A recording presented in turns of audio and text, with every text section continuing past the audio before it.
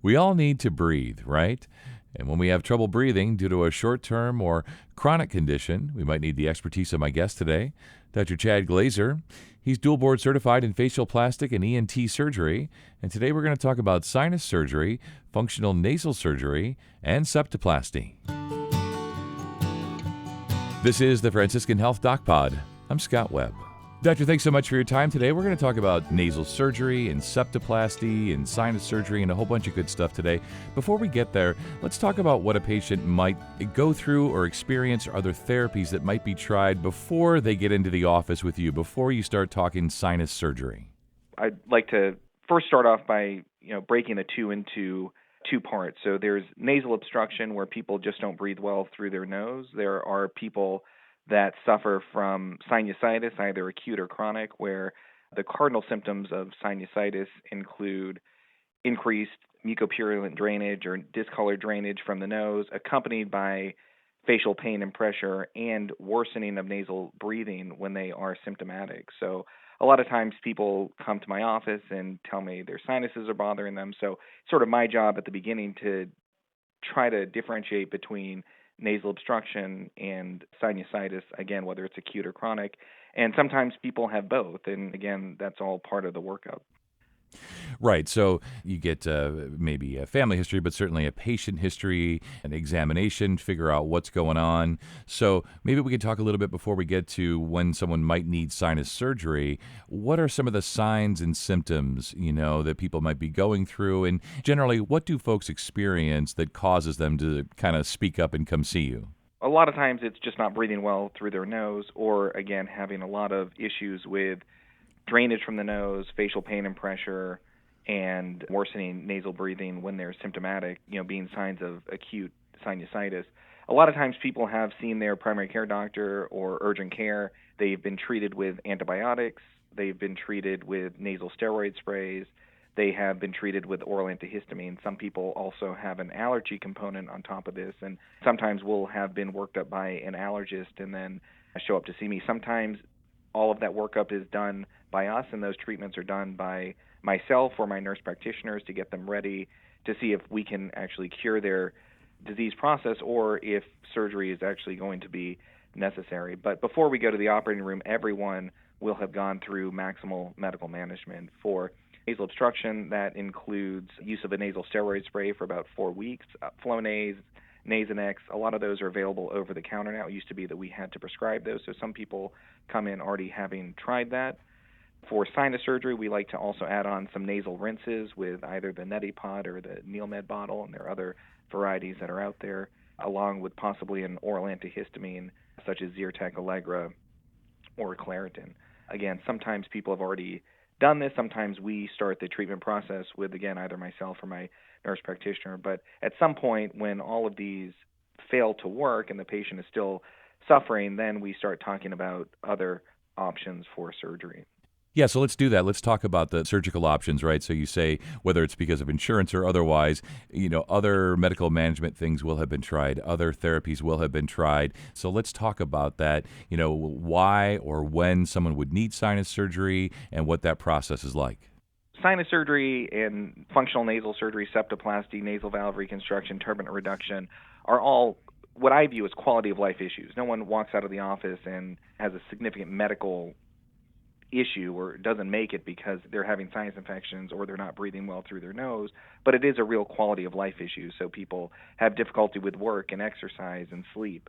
People with sleep apnea trying to use CPAP that can't breathe well through their nose have difficulty. So there are a lot of different reasons why people get to my office with these problems, but at the end of the day, they've all gotten to my office with those problems and have usually failed to respond to the medical management. So the next step is to finish the workup. So in folks that have just nasal obstruction and no evidence of sinus, chronic or recurrent sinusitis, usually my physical exam plus or minus a endoscopic exam that we do just awake in the office with a small scope to look a little further back at the septum and the nasal valve area is enough to finish the workup. For sinus surgery, we'll always get a CT scan because a lot of times I'm using an image guidance platform that tracks my instruments, is sort of up live during the surgery. So that allows us to help with my knowledge of the anatomy and having the CT scan done and our instruments tracked to do these sinus procedures safely. So all of the sinus procedures that we do nowadays, with the exception of radical cancer surgeries and things that most people don't have any concern with, are done endoscopically. So for sinus surgery in particular, there's no external incision on the face or the nose. It's all done through the nose, and that allows us to address any of the sinuses. And folks have 4 paired sinuses that make up the total sinus cavity: the maxillary sinuses, frontal sinuses, ethmoid sinuses, and sphenoid sinuses. And during sinus surgery, based on symptoms as well as the CT scan, we'll make a decision on which of those sinuses to get open during the surgery to help alleviate the patient's problems. Yeah, I think it's interesting. You talked about anatomy, and for most of us, we think of our sinuses, we think of our noses and the breathing part of it, but we have sinuses, if you will, other places around our face. Maybe you could just sort of take folks through that just a little bit, the anatomy of it when you talk about these pairs of sinuses. Where are they exactly? Yep, so the cheek sinuses are below the eyes, and those are the maxillary sinuses. The ethmoid sinuses actually line the middle or the medial part of the eyes, and the septum separates the 2 pairs of sinuses in the midline, which is both cartilage and bone there. You have the frontal sinuses that are in the forehead, and then you have the sphenoid sinuses that are all the way back, and actually your pituitary gland sits right above your sphenoid sinuses. So it's a way that we can access actually through the nose to do pituitary surgery in combination with a neurosurgeon. But again, for this conversation, that's beyond the scope. But the sinuses sit in some pretty important territories in between the eyes and the brain, sitting right above. Yeah, and it's good that we have experts like yourself, because it seems like it's pretty close quarters and you're going in through the nose. As you said, the surgeries we're talking about today, there's no external incisions or anything. So really awesome to have you and your expertise to be able to help folks. And let's talk about what septoplasty is, and when would a patient, or why would a patient need that? This gets into the nasal obstruction part of it. Yeah. With sinus surgery, it's also important to understand the anatomy of the septum, because sometimes you're limited in access with your scopes. Even if patients aren't having nasal obstruction, sometimes we need to remove a part of the septum from the inside to help access during sinus surgery, and also for follow-up after sinus surgery. So the entire complex, so the nasal cavity and the sinuses, are all taken into account, in my view, as one. And again, if we separate out and they're not having sinus issues and we're just looking at the nasal obstruction part of it, then I'm looking at not just the septum, but the inferior turbinates as well as the other cartilages that help to support the nose. You have lower lateral cartilages and upper lateral cartilages and bone that all form the nose, and all have a differing degree of importance as far as nasal obstruction is concerned. And so a lot of times when people are seeing me, they have a high degree of nasal obstruction, and a lot of times it's not just the septum, and that's where functional nasal surgery comes in, where we are addressing some of the cartilage in the nose in addition to the septum and the inferior turbinate. So for that procedure, I would not just open the nose from the inside, but also make a small incision on the columella, which is the vertical part that's just above the lip there. A very small incision that I use for both functional and cosmetic surgery, so it heals very nicely. But that allows me access to see all of the cartilages and the bone that make up the nose, and I'm able to take that apart, take out the deviated part of cartilage from the septum that's affecting a part of the nasal breathing, and then I actually repurpose that cartilage and put that back into the nose in different places as grafts to help open the nasal airway where it's appropriate, whether that's at the internal nasal valve or the external nasal valve, or to provide additional support to the tip of the nose. So basically, anything that comes out, I'm putting back in a different way to build a stronger nose that actually works. And that procedure, again, usually in my hands, because I'm seeing people with a higher degree of nasal obstruction as a facial plastic surgeon, sometimes people have failed just a septoplasty in the past or a turbinate reduction in the past, so they're seeing me as a second or third opinion, and these are the procedures that we're offering now for these patients. Yeah, so let's talk then about the benefits of either sinus surgery and or this, a functional nasal surgery. What are the ultimate benefits for the patients? So I think that patients, after they have surgery, and again, these surgeries are done with the patients asleep, so we protect the airway, but the same day surgery, they're home the same day. Recovery time is about a week. A lot of people are relieved when I tell them that I don't pack the nose. So people are breathing out of their nose from day one after the surgery. So it's a lot different than what it used to be. You hear horror stories in the past of people pulling strips of gauze out of the nose because that's how they used to pack off the nose afterwards. So that's no more.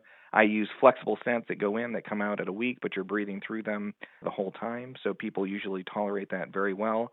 And afterwards, as long as they're feeling good at a week, there aren't a whole lot of restrictions. And that's maybe a bit of a different, paradigm than what people were used to in the past. So I think it's important for people to know that and understand that going into it.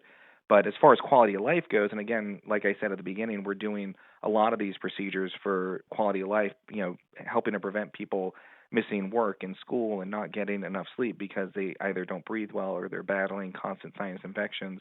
It's a big drag on the entire system when people start to miss work and school because of these conditions, or not function as well on the athletic fields, or not function as well in school, or at work. So getting these people back to feeling better, which is what we do the vast majority of the time with these procedures, as long as you select the patients that are appropriate for surgery, I'd say 9.9 out of 10 of these folks end up doing very, very well and are super glad that they had the surgery and feel better than they have, in their entire life. I mean, most people, when we take those stents out at 1 week, say that they've never been able to breathe out of their nose as well, or that their sinuses have never felt as clear. It's really amazing. As we know, breathing is essential to life. We can breathe through our mouths when we need to, of course, but for folks who have, whether it's chronic infections or whatever it might be, obstructions, things that are preventing them from breathing normally, I'm sure it is a huge relief. So they're, breathing well, looking good, feeling good, back to work, back to playing, whatever it might be. So good stuff today, Doctor. Thanks so much. You stay well. Thank you very much. Appreciate being on. And to learn more about sinus surgery, go to franciscanhealth.org. And if you found this podcast helpful, please share it on your social channels. And be sure to check out the full podcast library for additional topics of interest. This is the Franciscan Health DocPod. I'm Scott Webb. Stay well, and we'll talk again next time.